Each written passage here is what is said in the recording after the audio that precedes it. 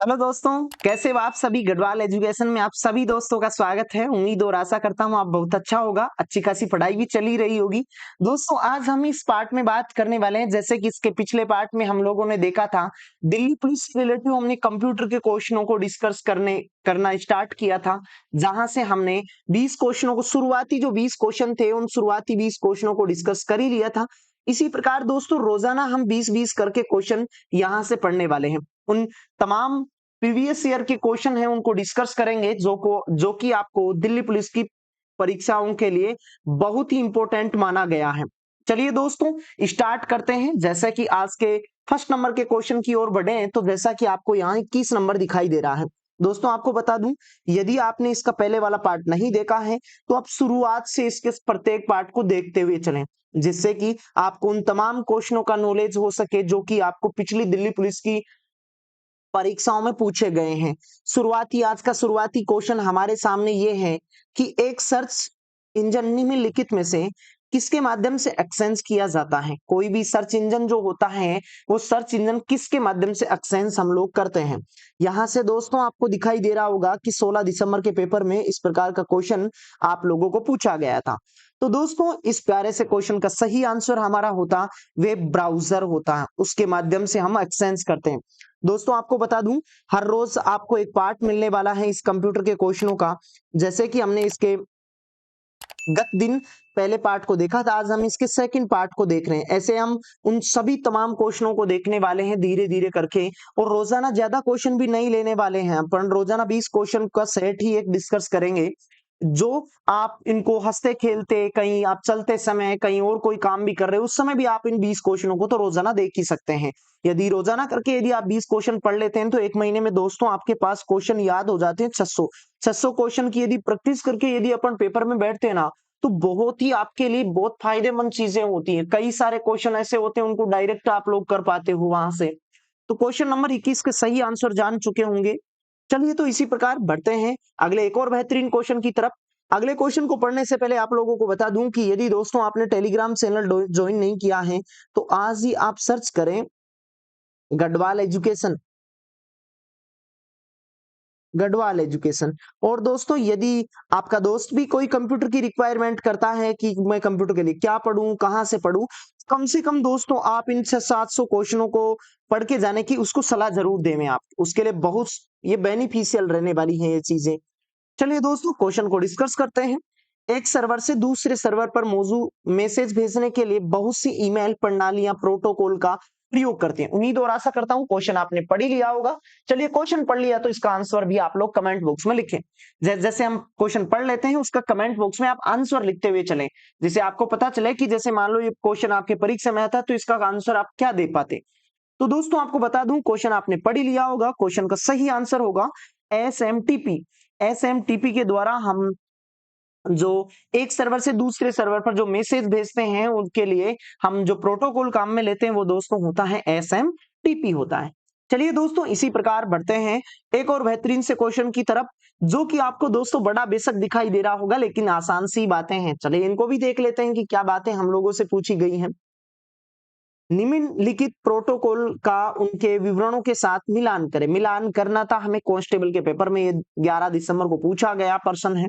चलिए सबसे पहली बात तो दोस्तों ये करते हैं कि HTTP, कई बार आपने इंटरनेट का यदि उपयोग किया था ना, कई बार आप लोगों ने HTTP देखा होगा। ये दोस्तों क्या होता है, ये दोस्तों HTTP होता है, यह एक वितरित और सहयोगी हाइपरमीडिया सूचना प्रणालियों के लिए प्रयोग किया जाने वाला एक एप्लीकेशन प्रोटोकॉल होता है।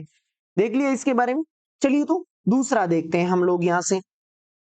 दूसरा हमारे पास है एफटीपी। और एफटीपी दोस्तों क्या काम करता है, एफटीपी काम करता है दोस्तों इस प्रोटोकॉल का प्रयोग इंटरनेट में और निजी नेटवर्क्स के अंदर फाइलों के स्थानांतरण के लिए हम लोग करते हैं एफटीपी।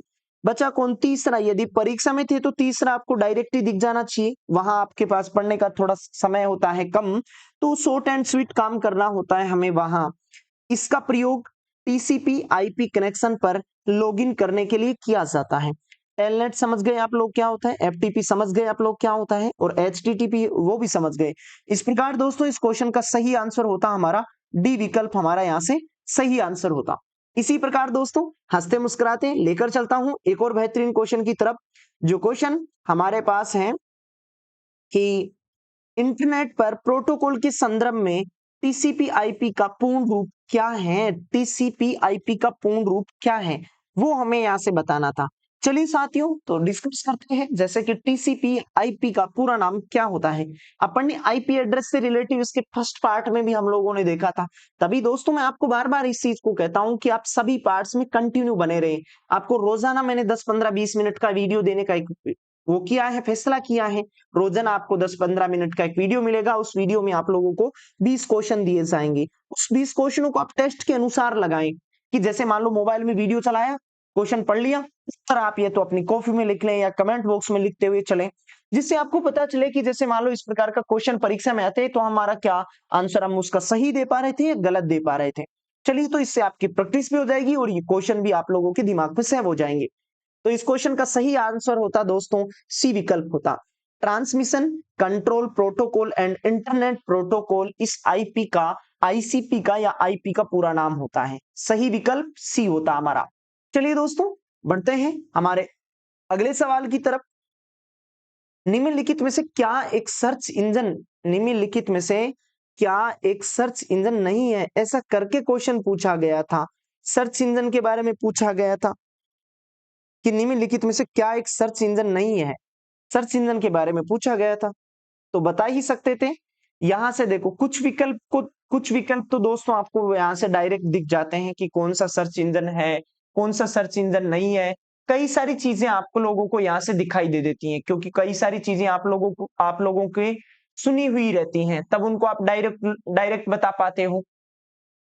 तो चलिए तो इस क्वेश्चन को भी बताए देखें कि इस क्वेश्चन का सही आंसर क्या रहने वाला है। इतने समय में तो आपने क्वेश्चन पढ़ ही लिया होगा। चलिए तो क्वेश्चन पढ़ लिए तो अब उत्तर की तरफ भी बात कर लेते हैं। और दोस्तों इसका उत्तर है सफारी। कौन है? सफारी। सफारी दोस्तों एक सर्च इंजन का प्रकार नहीं होता है। बाकी आप यहाँ आस्क पढ़ रहे होंगे, याहू का तो आपने बहुत बार नाम सुना होगा, याहू बिग, ये तीनों चीजें यहाँ से सर्च इंजन के दौरान शामिल होती हैं। बढ़ते हैं अगले सवाल की तरफ। हमारा अगला सवाल है दोस्तों यहाँ से कि निम्नलिखित में से बेमेल का चयन करें। जो अभिन्न है या असंगत है उसका चुनाव करना था हमें दोस्तों यहाँ से। तो safari, Mozilla, file explorer, internet explorer, ये दोस्तों देखो इसका सही उत्तर होता दोस्तों हमारे पास यहाँ से कि ये जो चीजें होती हैं इंटरनेट एक्सप्लोरर, मोजिला और सफारी ये इंटरनेट से रिलेटिव होती हैं, जबकि फाइल एक्सप्लोरर ये इंटरनेट से जुड़ा हुआ नहीं होता है। इस प्रकार दोस्तों यहां से हमारा सही विकल्प होता सी होता। बढ़ते हैं हमारे अगले सवाल की तरफ और अगले सवाल को पढ़ा आप लोगों ने लिया ही होगा कि सबसे पहले विकसित किया गया सर्च इंजन निम्नलिखित में से कौन सा था।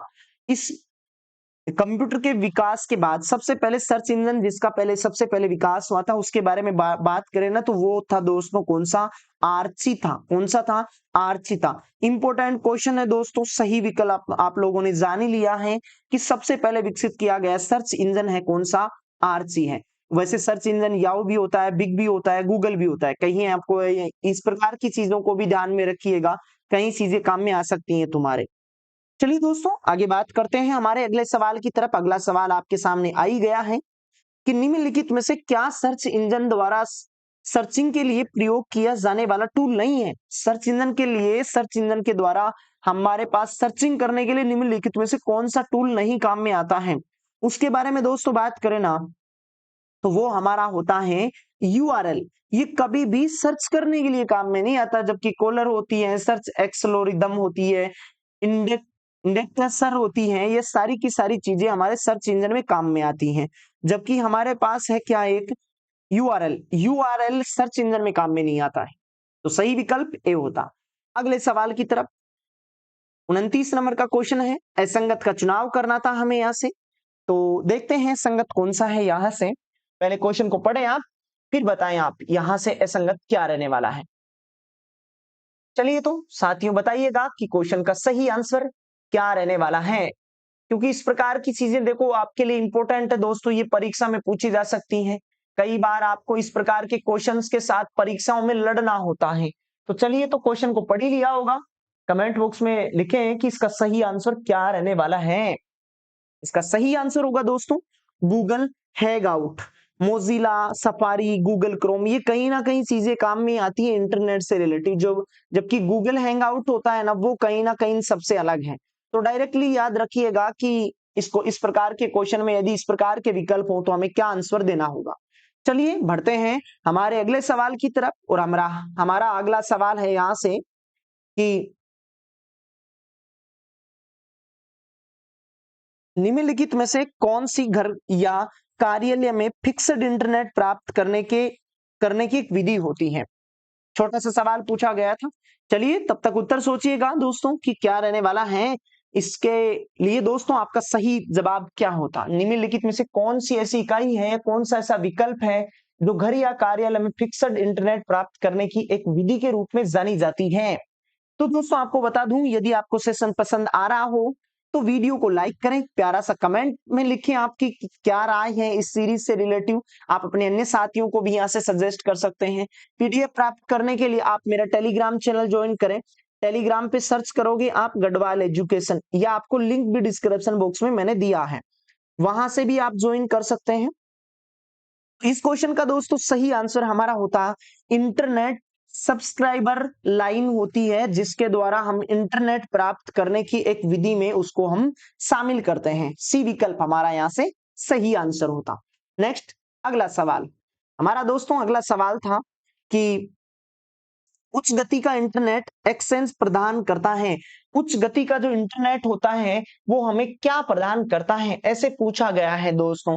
तो यहां से दोस्तों सही विकल्प होता हमारा, वो क्या प्रदान करता है, हमें डायल अप प्रदान करता है। क्या प्रदान करता है, डायल अप प्रदान करता है। तो इस क्वेश्चन का आंसर होता हमारा सी विकल्प हमारा सही आंसर होता। इसी के साथ दोस्तों बता दूं, यदि आपको सारे क्वेश्चन समझ में आ रहे हैं या क्वेश्चन धीरे धीरे, देखो दोस्तों एक आध बार यदि वीडियो को देखने से क्वेश्चन याद भी नहीं होना आपको, तो कहीं आप रात को सोते समय, आप सुबह जब व्यर्थ बैठे रहो या कहीं वॉकिंग वॉकिंग कर रहे हो, तब भी आप वीडियो को चला के एक बार उसको 5-10 मिनट में डबल स्पीड से देख लें, तब वो दोबारा से माइंड में क्वेश्चन घूमने लगेंगे, दोबारा से आप उन क्वेश्चनों का सही आंसर बता पाओगे। तो ऐसे ऐसे करके हम तमाम क्वेश्चनों को याद कर सकते हैं। दोस्तों ये सीरीज आपके लिए बहुत ही बेनिफिशियल रहने वाली है, चाहे से किसी भी एग्जाम की तैयारी कर रहे हो आप। स्पेशल तौर से तो देख तो दिल्ली पुलिस के लिए यदि हम बात करें तो वहां के लिए तो ये दोस्तों रामबाण औषधि की तरह काम करने वाले हैं ये वीडियो। और इन वीडियो में मैं ज्यादा कुछ मटेरियल भी आपको देता नहीं, 10 से 15 मिनट का एक वीडियो होता है, उसमें मैंने आपको 20 क्वेश्चन रोजाना देता हूं। तो उन रोजाना 20 क्वेश्चन को तो आप पढ़ ही सकते हैं, क्वेश्चन का सही आंसर जान चुके होंगे।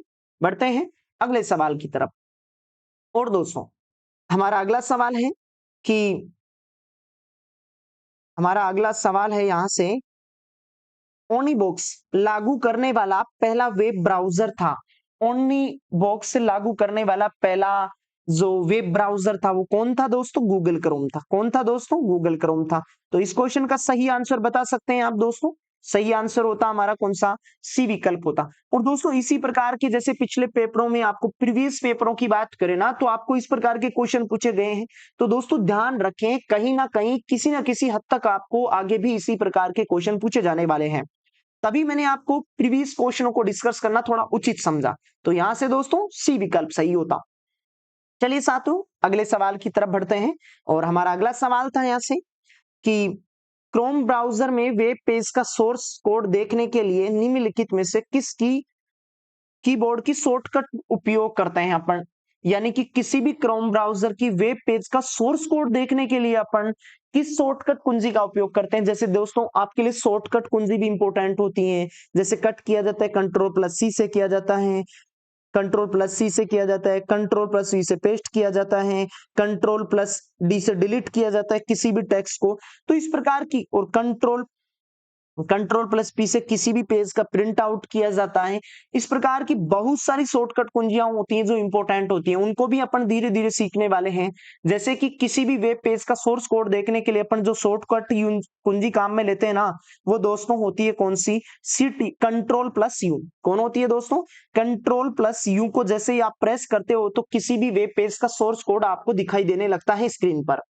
चलिए दोस्तों अगला सवाल था हमारा कि क्रोम ब्राउजर में वर्तमान टैब के बोर्ड और खालिस्तान के ब्राउजर टैब पर को सक्रिय करने के लिए निम्नलिखित में से किस कीबोर्ड की शॉर्टकट कुंजी का उपयोग करते हैं? क्रोम ब्राउजर में वर्तमान जो टैब के बाईं ओर के ब्राउजर जो होता है, बाईं ओर के ब्राउजर में टैब की सक्रिय करने के लिए निम्नलिखित में से किस कीबोर्ड की शॉर्टकट कुंजी का उपयोग करते हैं? तो वो दोस्तों होता है दोस्तों हमारा कौन सा, कंट्रोल प्लस पेज अप का जो बटन आता है ना, पेज ऊपर करने का जो बटन आता है, जैसे ही आप उसको प्रेस करते हो तो जो बाईं ओर का जो ब्राउजर टैब होता है वो सक्रिय होने लगता है। तो दोस्तों 34 नंबर के क्वेश्चन का सही आंसर होता बी, हमारा यहाँ से सही आंसर होता। चलिए दोस्तों इसी प्रकार बढ़ते हैं हमारे अगले सवाल की ओर। हमारा दोस्तों अगला सवाल है कि क्रोम ब्राउजर में बाईं ओर प्रत्येक खुले टैब में जाने के लिए निम्नलिखित में से किस कीबोर्ड की शॉर्टकट कुंजी का उपयोग करते हैं? तो शॉर्टकट किसी भी टैब को बदलने के लिए है ना, जो खुला हुआ है उसके लिए हम दोस्तों जाते हैं कौन से टैब पर, कौन सी शॉर्टकट कुंजी का प्रयोग करते हैं? Control shift hold plus tab का प्रयोग करते हैं। कंट्रोल दबाएं, फिर उसके साथ में शिफ्ट और टैब को दबाना है, तो हम इसके प्रत्येक जो बाईं ओर खुले हुए जो टैब होते हैं वहां आसानी से हम लोग पहुंच जाते हैं। जैसे कि पिछले कुछ क्वेश्चनों में भी हमने शॉर्टकट कुंजियों के बारे में बात की है, तो वो उनको भी आप लोग ध्यान में रखें। चलिए दोस्तों बढ़ते हैं हमारे एक प्यारे से सवाल की तरफ, और हमारा एक प्यारा सा सवाल आप लोगों के सामने आ ही चुका है।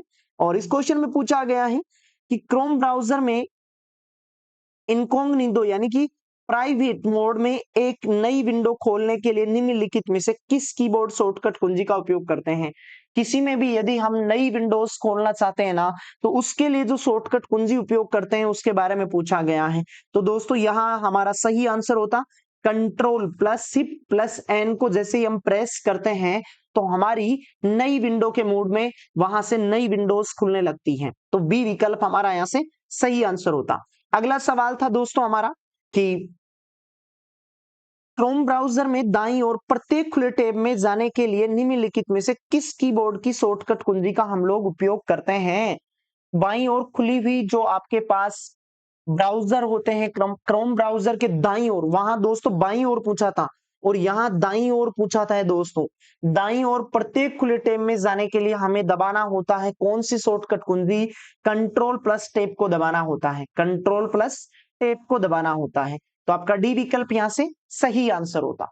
नेक्स्ट अगला सवाल हमारा दोस्तों अगला सवाल है यहाँ से कि क्रोम ब्राउजर में वर्तमान टैब के दाईं ओर के ब्राउजर टैब को सक्रिय करने के लिए निम्नलिखित में से किस कीबोर्ड शॉर्टकट कुंजी का हम लोग उपयोग करते हैं? वहां दोस्तों अपने को जाना पड़ रहा था बाईं ओर, यहाँ देखो दोस्तों दाईं ओर लिखा है, तो दोनों अलग अलग हैं दोस्तों। तो यहाँ से हमारा सही विकल्प होता, विकल्पों को भी आपने पढ़ लिया होगा दोस्तों, विकल्प हमारा यहाँ से होता सही कि हम एल्ट दबाते हैं और लेफ्ट एरो का बटन दबाते हैं। जैसे हम लेफ्ट एरो और एल्ट को साथ दबाते हैं, साथ प्रेस करते हैं, तो वर्तमान टैब के दाईं ओर ब्राउजर जो होता है वो सक्रिय होने लगता है। इस सीरीज के आज के इस पार्ट का सेकंड लास्ट क्वेश्चन आपके सामने है। तो बहुत ही आसान सा सवाल है, पहले तसल्ली पूर्वक पढ़िएगा। और दोस्तों आपको बता दूं, यदि आपको ये क्वेश्चन पसंद आ रहे हो, इंपॉर्टेंट है दोस्तों, दिल्ली पुलिस की परीक्षाओं के लिए तो ये तमाम क्वेश्चन आपके लिए रामबाण साबित होने वाले हैं। तो अपने अन्य साथियों को भी यहाँ से वीडियो को शेयर कर सकते हैं। और रोजाना दोस्तों आप 10 से 15 मिनट मेरे साथ निकालिएगा। जैसे मान लो आपको कुछ भी समझ में नहीं आ रहा हो ना, फिर भी आप जबरदस्ती आप एक बार 10 से 15 मिनट इन क्वेश्चनों को देखें, इन क्वेश्चनों को पढ़ लें आप, जिससे कि क्वेश्चन आपके लिए याद हो जाए। आगामी परीक्षाओं में यदि इस प्रकार का कोई क्वेश्चन देखने को मिलता है तो उस क्वेश्चन को आप यहां से बता सकें। क्रोम ब्राउजर में वर्तमान में खुले टैब को बंद करने के लिए निम्नलिखित में से किस शॉर्टकट कुंजी का उपयोग करते हैं? तो खुले हुए जो टैब होता है उस टैब को बंद करने के लिए जिस शॉर्टकट कुंजी का हम प्रयोग करते हैं ना, वो होता है कंट्रोल प्लस डब्ल्यू होता है। कौन सा होता है दोस्तों? कंट्रोल प्लस डब्ल्यू को जैसे ही प्रेस करते हैं तो आपको आपके पास खुली हुई जो टैब होती है वो बंद हो जाती है। दोस्तों इसी प्रकार आज के इस वीडियो का अंतिम क्वेश्चन तक हम पहुंच चुके हैं। चलिए तो क्वेश्चन बेसिक थोड़ा लंबा है, और क्वेश्चन को पढ़ने से पहले दोस्तों बता दूं, यदि आपने अभी तक टेलीग्राम चैनल ज्वाइन नहीं किया है, लिंक आपको डिस्क्रिप्शन बॉक्स में मिलेगा, वहां से आप मेरे टेलीग्राम चैनल को ज्वाइन कर सकते हैं और अपने अन्य साथियों को भी यहां से शेयर कर सकते हैं। और ये सारे के सारे क्वेश्चन देखो दिल्ली पुलिस की प्रीवियस पेपरों से उठाए गए हैं, इंपोर्टेंट क्वेश्चन आगामी परीक्षाओं में बहुत सारे यहाँ से क्वेश्चन आपको डिक्टो देखने को मिलने वाले हैं। यदि दोस्तों आपको कंप्यूटर में 10 में से 10 लाना है ना, तो इन तमाम जितने भी पार्ट्स रहने वाले हैं उन तमाम पार्ट्स में आप 10 से 15 मिनट मेरे साथ निकालिएगा। ये इन क्वेश्चनों को यदि याद करके भी चले जाते हैं तो आपका जो 10 में से 10 लाने का जो सपना होता है वो अधिकतम सीमा तक आप उसको अचीव कर पाते हो, यानी कि 10 में से आप अधिकतम नंबर ला पाओगे यहाँ से। चलिए तो क्वेश्चन को पढ़ते हैं कि निम्नलिखित में से डोमेन नाम विस्तारों का उनके संबंधित परिभाषाओं से मिलान करना था हमें, उनसे रिलेटिव जो चीजें हैं उनसे मिलान करना था हमें। कि जैसे सबसे पहले बात करते हैं डॉट गो जीओवी की। जीओवी की बात करें ना तो सबसे पहले इसका सही जवाब होता हमारे पास कि जो जीओवी है ये जीओवी किससे मिलान करता है। यदि इस प्रकार की चीजें दोस्तों आगामी परीक्षाओं में देखने को मिले ना तो ध्यान रखना कि जीओवी जो होता है ना वो किससे मिलान करता है। जीओवी ये मिलान करता है, ये एक प्रकार की सरकारी एजेंसी है। क्या है? ये एक प्रकार की गवर्नमेंट एजेंसी है, तो यहां से ध्यान रखें। दूसरी बात करते हैं ओआरजी की बात करते हैं। ओआरजी एक गैर लाभकारी संगठन होता है। आगे बात करें ईडीयू की तो ईडीयू एक शैक्षणिक संगठन होता है। बच गया कौन सा? एनईटी नेटवर्क संगठन होता है। क्या होता है? नेटवर्क संगठन होता है, यानी कि एक नंबर तो ए से मिलना चाहिए, एक नंबर ए से मिलना चाहिए। ए विकल्प डी विकल्प बाहर है। दूसरे की बात करें ओआरजी किससे मिलता है? सी से मिलता है। ओआरजी सी से, इतना होते ही आपका विकल्प सही हो चुका था दोस्तों। कौन सा विकल्प? आपका सी विकल्प यहां से सही हो चुका था। इस प्रकार दोस्तों आज इस छोटे से वीडियो में उन सारे क्वेश्चनों को दोबारा से दिखा देता हूं, जैसे इस प्रकार का क्वेश्चन देखा है, अगला क्वेश्चन ये देखा है, इस प्रकार के क्वेश्चंस को आप लोगों ने देखा है दोस्तों। तो इस प्रकार के क्वेश्चन ही आप लोगों को इस सीरीज में मिलने वाले हैं दोस्तों। तो रोजाना आप मेरे साथ इस वीडियो में 10 से 15 मिनट निकालें। तो उम्मीद और आशा करता हूं आपको चीजें समझ में भी आ रही होंगी। यदि आपको दोस्तों इस सीरीज की बात बता दूं, यदि समझ में भी नहीं आ रही हो ना तो आप जबरदस्ती उस वीडियो में 10 से 15 मिनट बने रहिए। ऑटोमेटिकली चीजें एक आध बार यदि वीडियो को रिवाइज करके देखते हो ना तो फिर आपके खुद माइंड में आ जाता है कि ये जीओवी क्या होता है, जीओआरजी क्या होता है, इस प्रकार की चीजें वापस याद आ जाती हैं दोस्तों। तो आप मेरा टेलीग्राम चैनल भी ज्वाइन कर ले, वहां से आप इन क्वेश्चनों की पीडीएफ को डाउनलोड कर सकते हैं। और अन्य प्रकार की कोई यदि आपके पास यदि अन्य प्रकार की कोई शिकायत हो तो आप हमारी हेल्पलाइन नंबर से संपर्क कर सकते हैं। गढ़वाल हेल्पलाइन का नंबर मैं आपको दे देता हूं, वहां से आप उन चीजों को शेयर कर सकते हैं। 8503058939 यहां से जाके आप अपनी जो क्यूरी है वो भी आप लोग बता सकते हैं। चलिए दोस्तों आज के लिए इतना ही, बाकी मुलाकात करते हैं इसके अगले पार्ट में। तब तक के लिए आप अपनी पढ़ाई और अपना ध्यान और सेहत का थोड़ा विशेष ध्यान रखिएगा। तब तक के लिए आप सभी का प्रेम पूर्वक धन्यवाद।